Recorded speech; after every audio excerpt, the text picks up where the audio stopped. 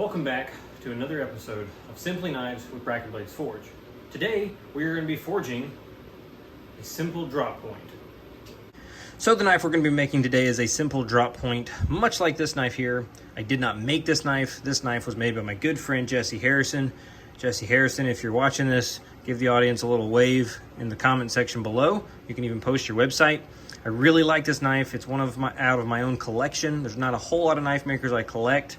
Jesse is one of them. This one is forged from 80 CRV2. We're going to be making ours from 8670. We are not going to follow the same handle type or pin pattern. We are going to follow this general shape though. So pick up your hammers and light your forge and let's get going. In this portion, we're simply cutting in the tip and cutting the steel and preparing it for the forge. Then moving on, we're forging in the tip like we did in the last video. In the next video, we'll forge a different kind of tip, but you just forge in the corner until you have a good tapered tip.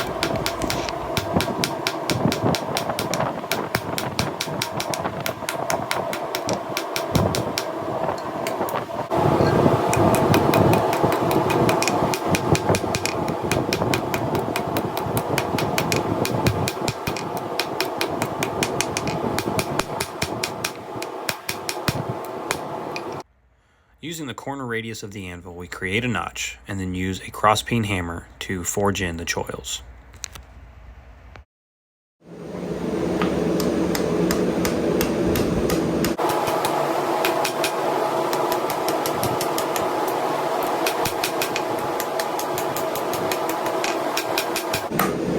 the next step, we are forging in the heel. It's not a necessary step, but I like to do it because it gives me a good reference point from which to forge my bevels.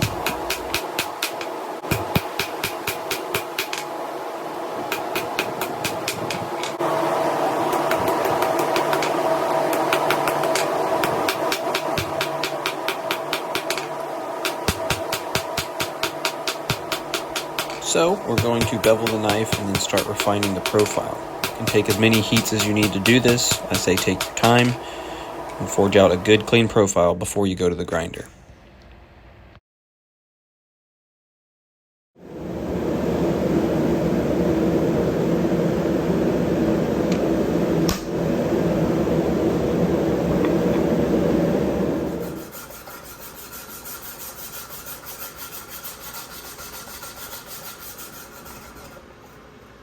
Oh hey, I didn't see you there.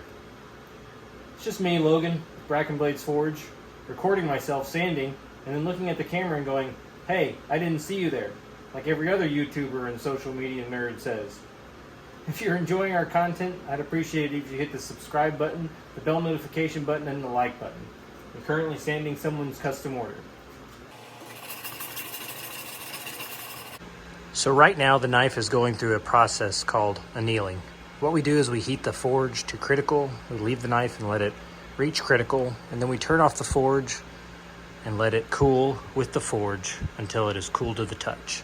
This is going to make the steel soft so that I can drill the handle holes and then I can grind it and not tear up all my belts. So there we are after we have forged the knife. We are forged to shape, it is annealed. Next thing we are going to do is mark out our basic profile of the knife, and we are going to go to the grinder and grind out our basic profile. Like and subscribe our channel. If you have any questions about the knife making processes you see in the Simply Knives videos, be sure to leave us a comment, and I'll try to get back to them when I can.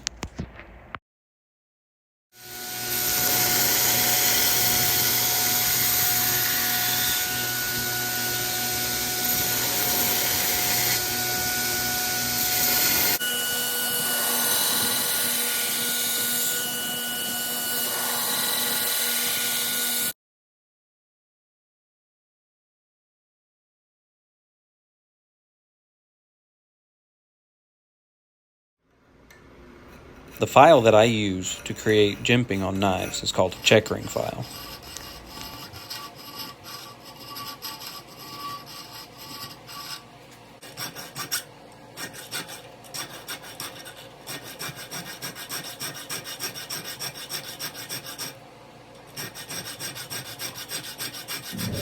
So here's our final profiled shape. We have ground in our bevels, Put in a little choil here. Cleaned up our finger choil. Put in some grip grooves at the top for indexing as you're working with the knife. Cleaned up our drop. Cleaned up our heel. Cleaned up our handle. Fits really good in the hand.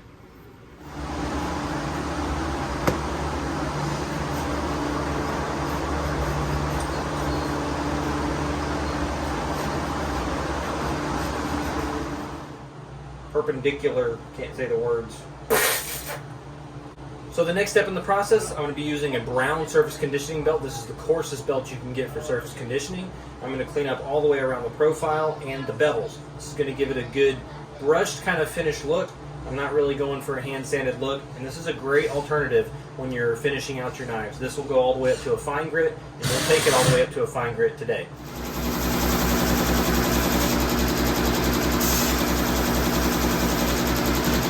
Be sure to keep the tip and any angles away from the surface conditioning belt because they're very grabby and can throw the knives.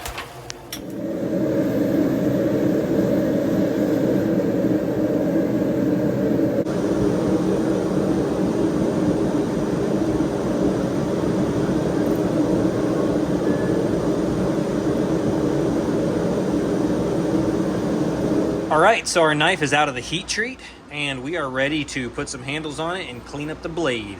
Now remember, we're not doing a hand sand finish on this one, so I'm just going to use some surface conditioning belts. I'm going to use maroon, blue, and then gray, and that'll clean this thing up real nice. So here's the 3 colors of belts I'm going to be using, starting with the maroon, then the blue, and then the gray.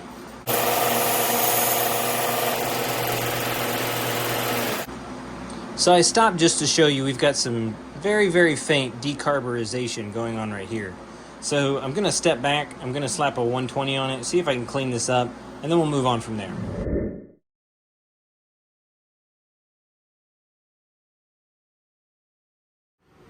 That looks great.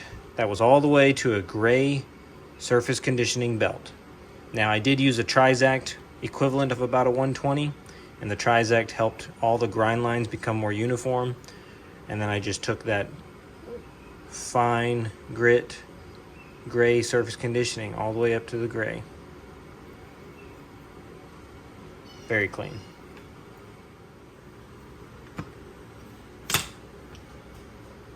Alright, so here we have all of our handle material for our knife, including a pen. So, the next thing we're going to do is we are going to take this, rough up this side, glue it to here, glue this to here, and then rematch it and glue it to there. We're going to create this nice purple looking effect down the center of our knives. It'll give it a nice little break-in texture. Not much to say here, just simply put glue on the pieces, place them together, and put a clamp on them. Oh, and be sure to try not to get that super glue all over your fingers. So what I used was a BSI MaxiCure 10 to 25 second glue. I like to clamp it down and let it sit for about 10-20 minutes, let it really set. This is a great CA glue for this. I really like it. Get yourself some of this, you save yourself a lot of heartache. And now we just wait. Okay, so when it comes to cleaning up the scales, there's a lot of different ways you can go about it. Band saws, jig saws, circular saws. Me, in this video, you'll see that I used an angle grinder to cut away the most of the material and then use a 2x72 to clean them up.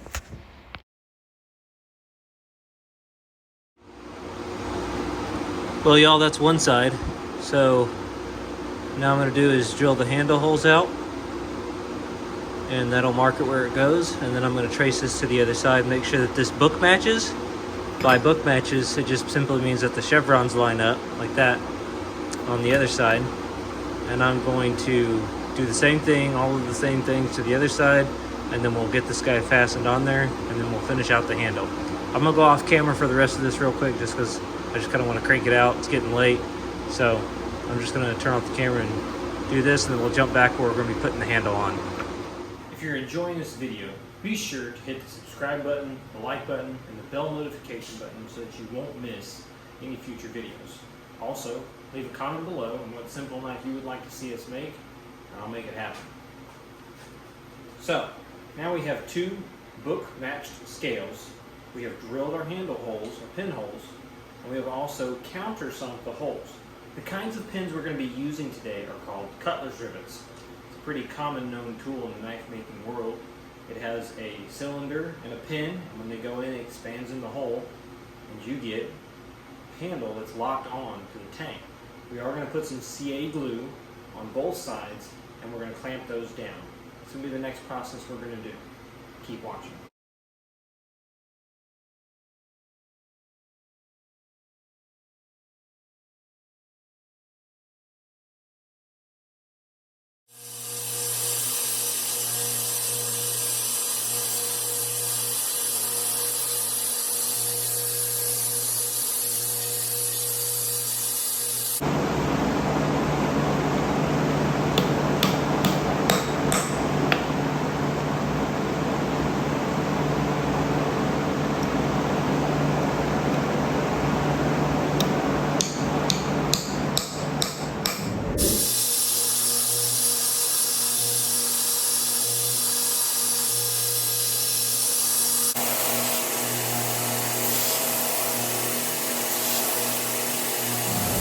So now we're going to be cleaning up the handle scales. I'm using 220, 400, and 600, and I'm just making good quick passes. It'll look like I'm going really fast, but what I'm doing is just chasing the scratches, trying to make sure that there are no visible scratches before I go into any hand sanding or final cleanup on this knife.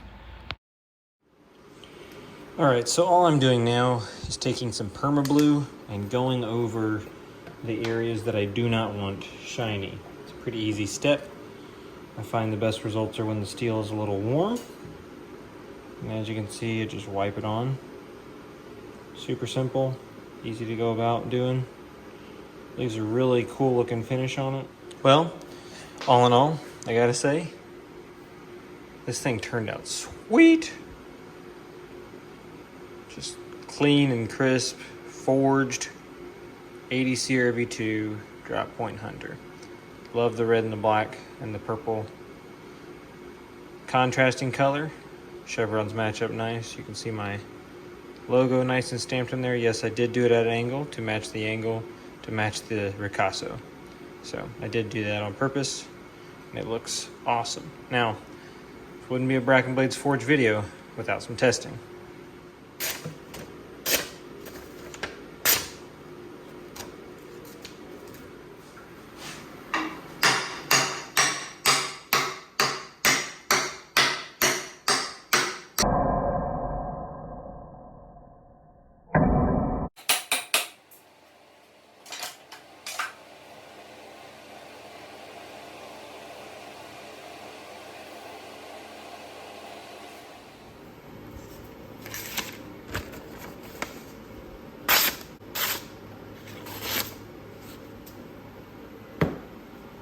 Thank you so much for watching another episode of Simply Knives with Brackin Blades Forge. I hope you enjoyed watching this video as much as I enjoyed making this knife. This drop point hunter turned out awesome. I really love this knife.